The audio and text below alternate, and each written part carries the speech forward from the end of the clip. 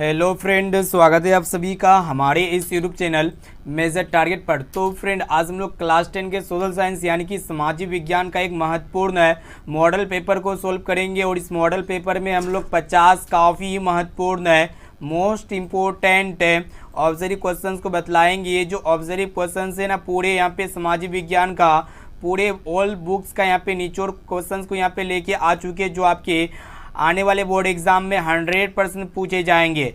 अगर आप भी इस बार मैट्रिक के बोर्ड एग्जाम देने वाले हैं ना, तो इस वीडियो को शुरू से लेकर आखिरी तक ज़रूर देखिएगा। और दोस्तों, इस वीडियो में जितने भी क्वेश्चन सेलेक्टेड है ना, सभी क्वेश्चन बहुत ही महत्वपूर्ण है MBBI प्रश्न है, जो आपके एग्जाम में आएगा ही आएगा। अगर आप भी इस बार मैट्रिक के बोर्ड एग्जाम देने वाले हैं ना, तो इस वीडियो में जितने भी क्वेश्चन सेलेक्टेड है, सभी क्वेश्चन को अच्छी तरह से याद करते हुए जाना है। और दोस्तों, इसका PDF जो है ना, हम फ्री में अपने वेबसाइट पे देंगे। आप PDF कैसे डाउनलोड कीजिएगा, आपको जो ना वीडियो के लास्ट में बता दिया जाएगा। और दोस्तों, यहाँ पे फटाफट से वीडियो को लाइक कर दीजिएगा। चैनल पर नए हैं ना, तो प्लीज़ दोस्तों चैनल को सब्सक्राइब कर लीजिएगा।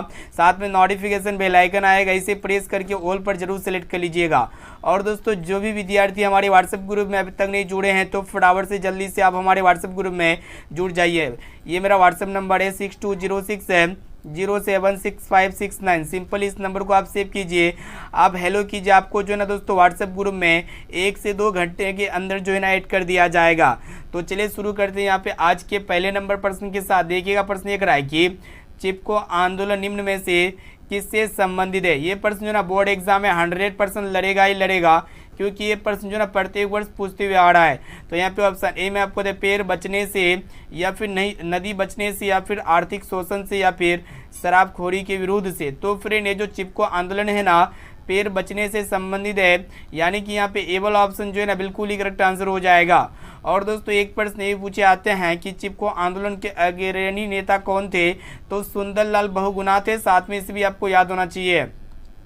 अब चलिए दोस्तों, देखते हैं यहाँ पे नेक्स्ट क्वेश्चन क्या कर रहा है कि लोकतंत्र में फैसले लिए जाते हैं, काफ़ी महत्वपूर्ण है। तो यहाँ पे ऑप्शन ए में आपको तो जल्दी से, या फिर देर से, या फिर अति शीघ्र, या फिर सभी गलत है। तो फ्रेंड, लोकतंत्र में जो फैसले लिए जाते हैं ना, देर से लिए जाते हैं, यानी कि यहाँ पे बी वाला ऑप्शन जो है ना बिल्कुल ही करेक्ट आंसर हो जाएगा। अब चलिए दोस्तों, देखते हैं यहाँ पे नेक्स्ट क्वेश्चन को देखिएगा, जो कि बहुत ही महत्वपूर्ण है। क्या कर रहा है कि भारत में किस प्रकार के लोकतंत्र की व्यवस्था है, काफ़ी महत्वपूर्ण है। तो यहाँ पे ऑप्शन ए में आपको प्रत्यक्ष, या फिर अप्रत्यक्ष, या फिर दोनों। और ऑप्शन डी में आपका है इनमें से कोई नहीं। तो फ्रेंड, भारत में जो है ना अप्रत्यक्ष प्रकार की लोकतंत्र की व्यवस्था है, यानी कि यहाँ पे बी वाला ऑप्शन जो है ना बिल्कुल ही करेक्ट आंसर हो जाएगा। अब चलिए दोस्तों, देखते हैं यहाँ पे नेक्स्ट क्वेश्चन को देखिएगा, जो कि बहुत ही महत्वपूर्ण है। क्या कराए कि बिहार में जीवन यापन का मुख्य साधन क्या है। तो यहाँ पे ऑप्शन ए में आपको उद्योग, या फिर कृषि, या फिर व्यापार, और ऑप्शन डी है इनमें से सभी। तो फ्रेंड, बिहार में जीवन यापन का जो मुख्य साधन है ना, कृषि है, यानी कि यहाँ पे बी वाला ऑप्शन जो है ना बिल्कुल ही करेक्ट आंसर हो जाएगा। और दोस्तों, हमारा जो बिहार राज्य है ना, ये कृषि प्रधान राज्य में से एक है। अब चलिए दोस्तों, देखते हैं यहाँ पे नेक्स्ट क्वेश्चन को देखिएगा, जो कि बहुत ही महत्वपूर्ण है। क्या कराएगी भारत में वोट देने का यहाँ पे न्यूनतम उम्र क्या है। तो यहाँ पे ऑप्शन ए में आपका दिया 18 वर्ष, या फिर 16 वर्ष, या फिर 20 वर्ष, या फिर 21 वर्ष। तो फ्रेंड, भारत में मतदाता देने का जो न्यूनतम उम्र होता है ना, कितना होता है, 18 वर्ष होता है।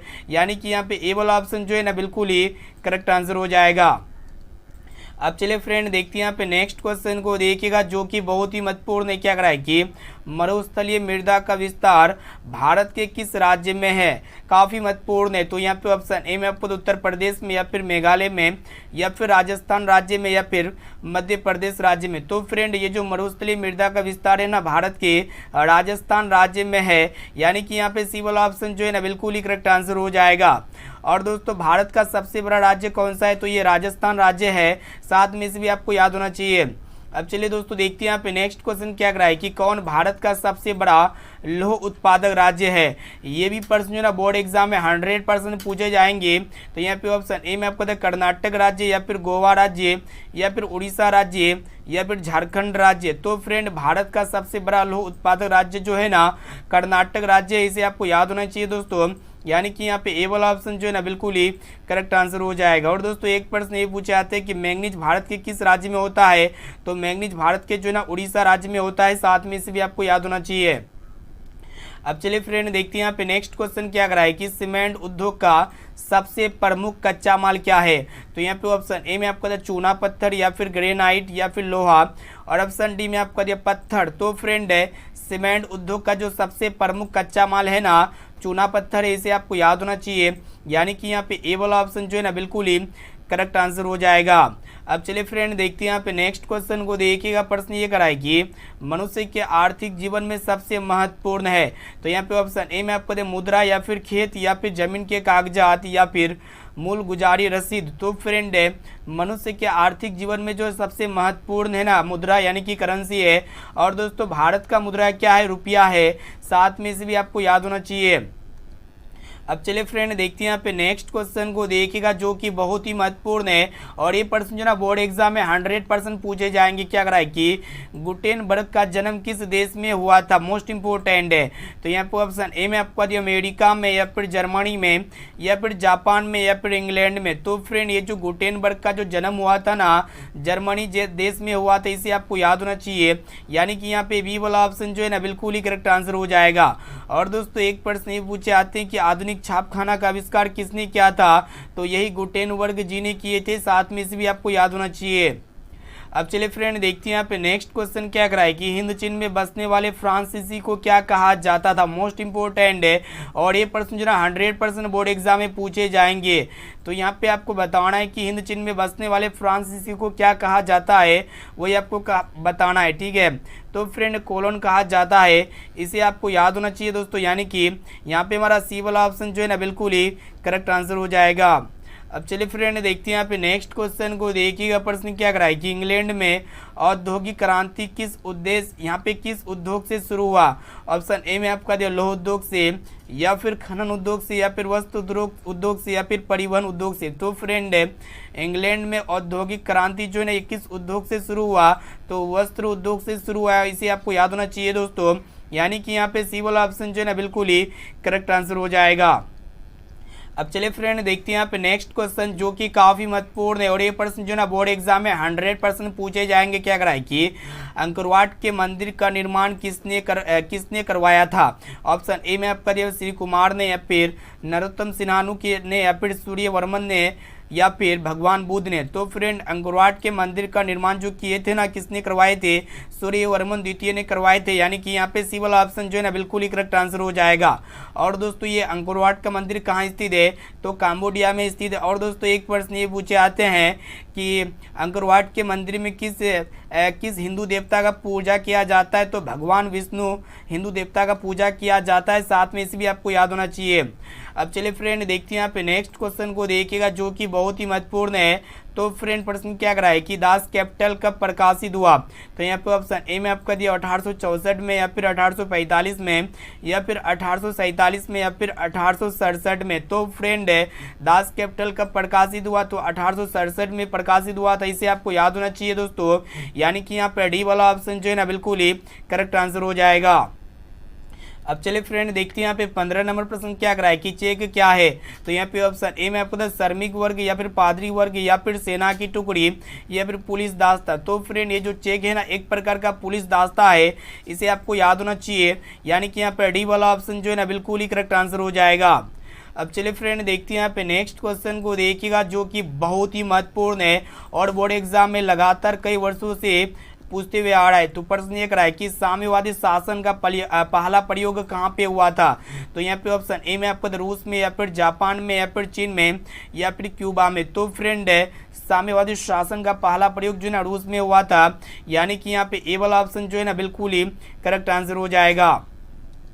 अब चलिए फ्रेंड देखते हैं यहाँ पे नेक्स्ट क्वेश्चन को देखिएगा जो कि मोस्ट इम्पोर्टेंट है। तो फ्रेंड प्रश्न क्या कर रहा है कि बिहार में पंचायती राज व्यवस्था का कार्यकाल कितना होता है, काफ़ी महत्वपूर्ण है। तो फ्रेंड बिहार में पंचायती राज व्यवस्था का जो कार्यकाल होता है ना 5 वर्षों का होता है, इसे आपको याद होना चाहिए दोस्तों, यानी कि यहाँ पे हमारा बी वाला ऑप्शन जो है ना बिल्कुल ही करेक्ट आंसर हो जाएगा। अब चलिए फ्रेंड देखते हैं यहाँ पे नेक्स्ट क्वेश्चन को देखिएगा जो कि बहुत ही महत्वपूर्ण है और बोर्ड एग्जाम में ये प्रश्न जो ना 100% पूछे जाएंगे। तो फ्रेंड प्रश्न क्या कर रहा है कि बिहार में संपूर्ण क्रांति का नेतृत्व किसने किया? तो यहाँ पे ऑप्शन ए में आपको दिया हुआ है मोरारजी देसाई या फिर नीतीश कुमार, और ऑप्शन सी इंदिरा गांधी या फिर जयप्रकाश नारायण। तो फ्रेंड बिहार में संपूर्ण क्रांति का जो नेतृत्व किए थे ना जयप्रकाश नारायण जी ने किए थे, यानी कि यहाँ पे डी वाला ऑप्शन जो है ना बिल्कुल ही करेक्ट आंसर हो जाएगा। अब चलिए दोस्तों देखते हैं यहाँ पे नेक्स्ट क्वेश्चन को देखिएगा, जो कि बोर्ड एग्जाम में ये भी प्रश्न जो है ना कई वर्षों से पूछते हुए आ रहा है। प्रश्न ये रहा है कि सूखे का जिम्मेवार कारक कौन सा है? तो यहाँ पे ऑप्शन ए में आपको वर्षा की कमी या फिर भूकंप या फिर बाढ़ या फिर ज्वालामुखी। तो फ्रेंड सूखे का जो जिम्मेवार कारक है ना वर्षा की कमी है दोस्तों, यानी कि यहाँ पे ए वाला ऑप्शन जो है ना बिल्कुल ही करेक्ट आंसर हो जाएगा। अब चलिए फ्रेंड देखते हैं यहाँ पे नेक्स्ट क्वेश्चन को देखिएगा। प्रश्न क्या कर रहा है कि हिंद चीन क्षेत्र में कौन सा देश आते हैं? काफ़ी महत्वपूर्ण है। तो फ्रेंड यहाँ पे देखिएगा जिस भी ऑप्शन में अगर हिंद या चीन आए ना तो वो देश नहीं आते, इनको छोड़ के हिंद चीन को छोड़ करके बाकी देश आते, जैसे कि यहाँ पे ऑप्शन ए में आपका देखो चीन है और ऑप्शन बी आपका हिंद है, यानी कि ये दोनों तो होगा ही नहीं, और ऑप्शन डी में अगर देखा जाए तो इसमें भी चीन है। तो यहाँ पे हिंद चीन क्षेत्र में कौन सा देश आते हैं? तो काम्बोडिया आते हैं, वियतनाम आते हैं और लाओस आते हैं। तो उम्मीद करते हैं एक प्रश्न आपको काफ़ी अच्छी तरीके से समझ में आ चुका होगा। तो फ्रेंड अभी तक वीडियो को लाइक नहीं किया ना तो प्लीज़ दोस्तों जल्दी से फटाफट से वीडियो को लाइक कर दीजिएगा, और चैनल पर नए हैं ना तो प्लीज़ दोस्तों चैनल को सब्सक्राइब कर लीजिएगा, साथ में नोटिफिकेशन बेल आइकन आएगा, इसे प्रेस करके ऑल पर जरूर सेलेक्ट कर लीजिएगा। और दोस्तों आपको लास्ट में बताया जाएगा कि ऑनलाइन टेस्ट कैसे दिया जाता है और आप जो है ना फ्री में PDF वगैरह नोट्स वगैरह कैसे डाउनलोड कर सकते हैं। तो यहाँ पे आपको जो है ना हमारा संस्था में सब कुछ इन टोटल यहाँ पे सब कुछ फ्री ऑफ कॉस्ट मिलते हैं, इसलिए यहाँ पे क्लास रेगुलर करते रहिए दोस्तों। देखते हैं यहाँ पे नेक्स्ट क्वेश्चन क्या करा है कि रेगुन मिट्टी किस, यहाँ पे आपको बताना है कि रेगुन मिट्टी किस मिट्टी का दूसरा नाम है? तो यहाँ पे ऑप्शन ए में आपको देख काली मिट्टी का या फिर लाल मिट्टी का या फिर जलोढ़ मिट्टी का या फिर पीली मिट्टी का। तो फ्रेंड ये जो रेगुन मिट्टी का जो दूसरा नाम है ना काली मिट्टी है, यानी कि यहाँ पे ए वाला ऑप्शन जो है ना बिल्कुल ही करेक्ट आंसर हो जाएगा। और दोस्तों ये काली मिट्टी किस फसल के लिए उपयोगी होती है? तो कपास की फसल के लिए काली मिट्टी उपयोगी होती है। और दोस्तों ये कपास का उत्पादन किस राज्य में होता है? तो गुजरात राज्य में जो है ना कपास का उत्पादन सबसे ज़्यादा होता है। अब चलिए फ्रेंड देखते हैं यहाँ पे नेक्स्ट क्वेश्चन को देखिएगा, जो कि बहुत ही महत्वपूर्ण है।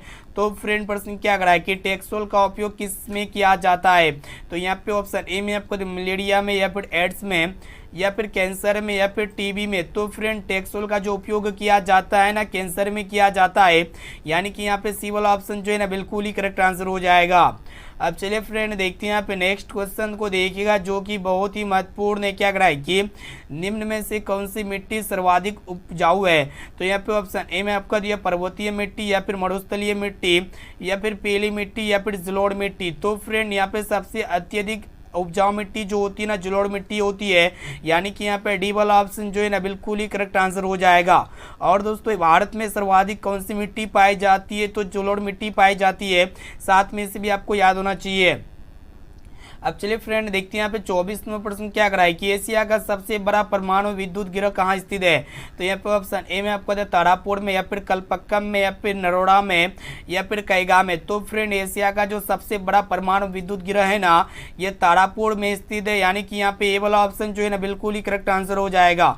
और दोस्तों ये तारापुर कहाँ है? तो महाराष्ट्र में है, साथ में से भी आपको याद होना चाहिए। अब चलिए फ्रेंड देखते हैं यहाँ पे नेक्स्ट क्वेश्चन को देखिएगा क्या करा है कि विश्व में सर्वप्रथम मुद्रण की शुरुआत कहाँ हुई है?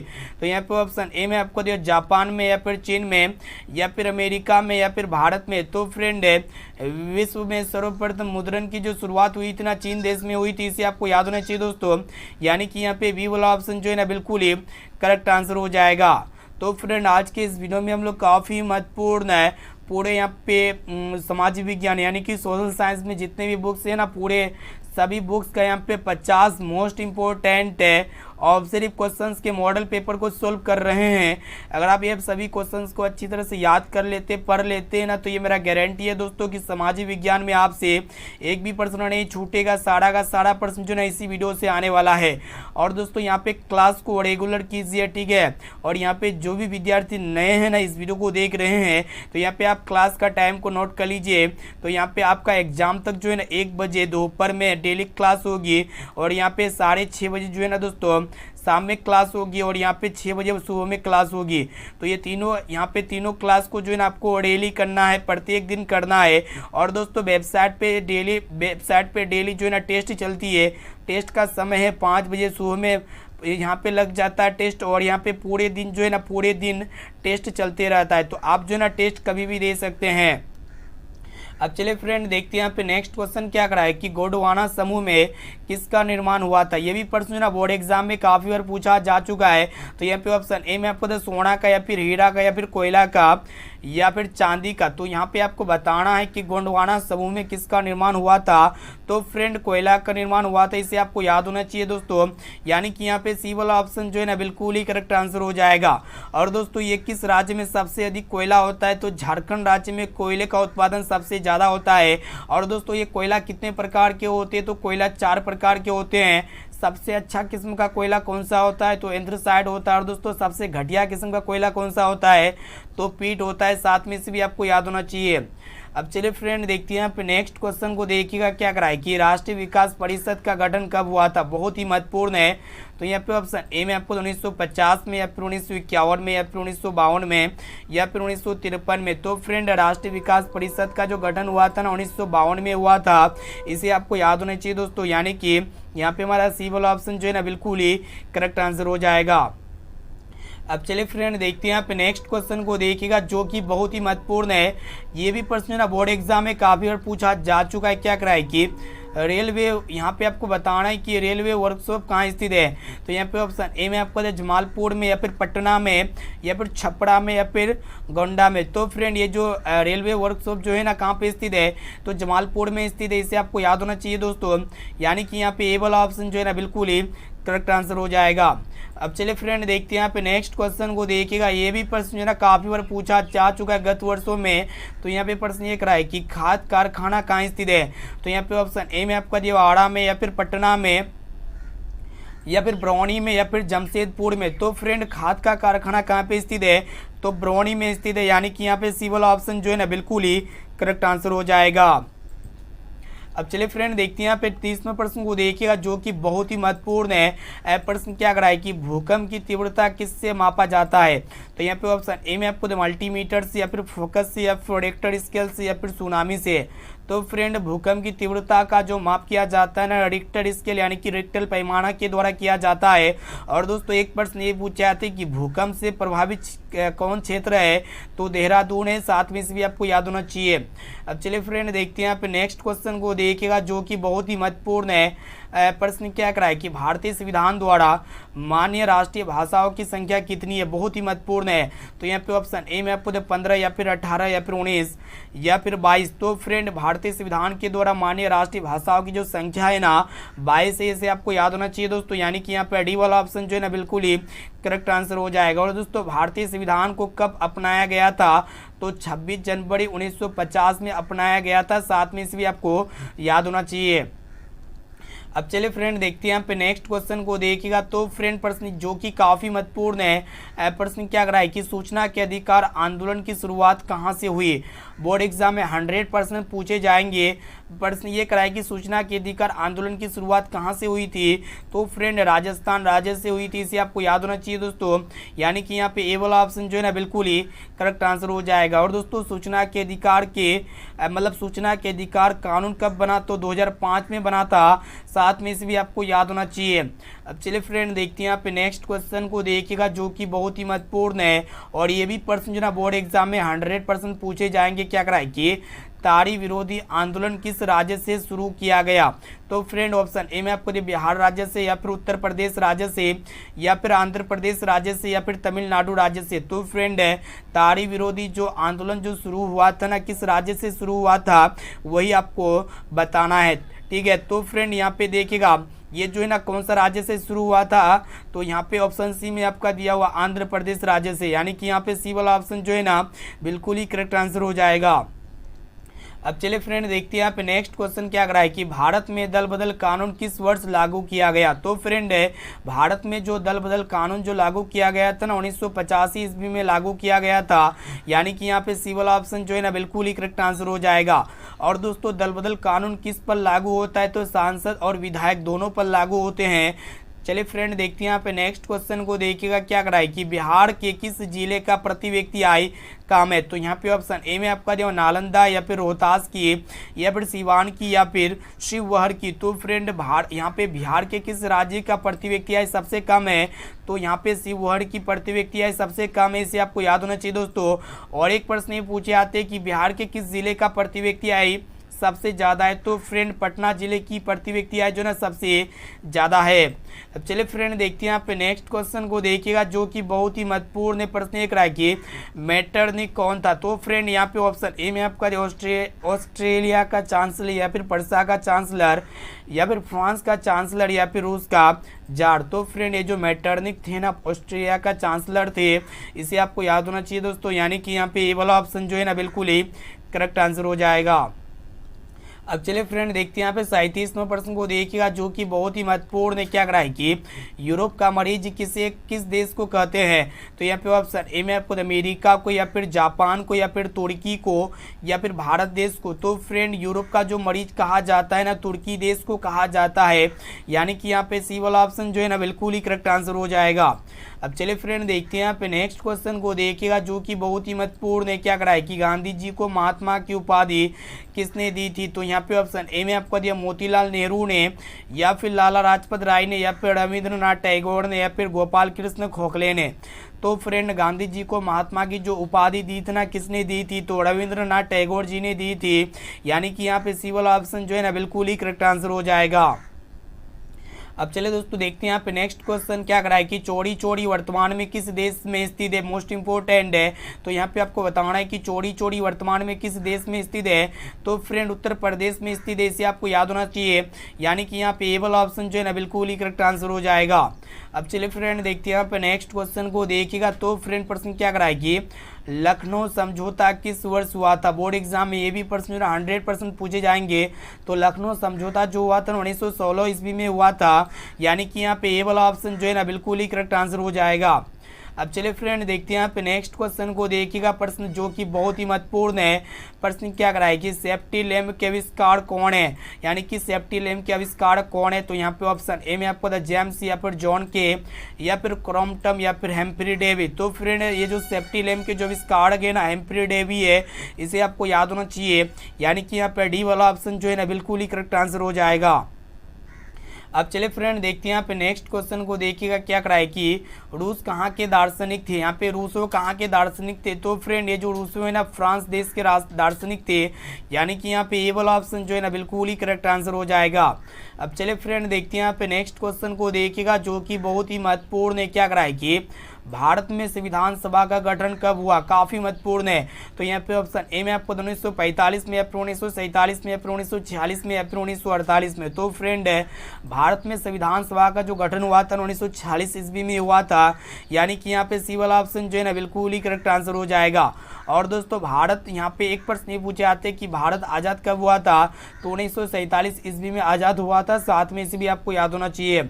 अब चलिए फ्रेंड देखते हैं यहाँ पे नेक्स्ट क्वेश्चन क्या करा है कि निम्न में से कौन अनवीकरणीय स्रोत है। तो यहाँ पे ऑप्शन ए में आपको दे सौर या फिर पवन या फिर लकड़ी या फिर पेट्रोलियम। तो फ्रेंड अनवीकरणीय स्रोत क्या होते हैं, ऊर्जा के वैसे स्रोत जो आने वाले समय में समाप्त हो जाए, यानी कि जिनका भंडारण सीमित हो, जो 100% चाहे उसका लाख वर्ष लग जाए करोड़ों वर्ष लग जाए लेकिन उसका समापन होना निश्चित है। जैसे कि पेट्रोलियम का समाप्त होना निश्चित है। जैसे कि आपका क्या क्या होते हैं पेट्रोलियम में, आपका जैसे कि डीजल हो गया, पेट्रोल हो गया, किरोसिन हो गया, इस सब का एक मतलब आने वाले समय में इसका क्या होगा, भंडारण सीमित है, आने वाले समय में क्या होगी, खत्म हो जाएगी। ठीक है, अब चलिए दोस्तों देखते हैं यहाँ पे नेक्स्ट क्वेश्चन को, देखिएगा क्या कराए कि विश्व में सबसे अधिक फलों और सब्जियों का उत्पादन किस देश में होता है। काफ़ी महत्वपूर्ण है।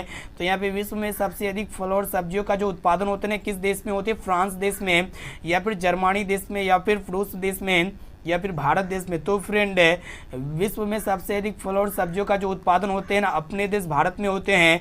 यानी कि यहाँ पर डी वाला ऑप्शन जो है ना बिल्कुल ही करेक्ट आंसर हो जाएगा।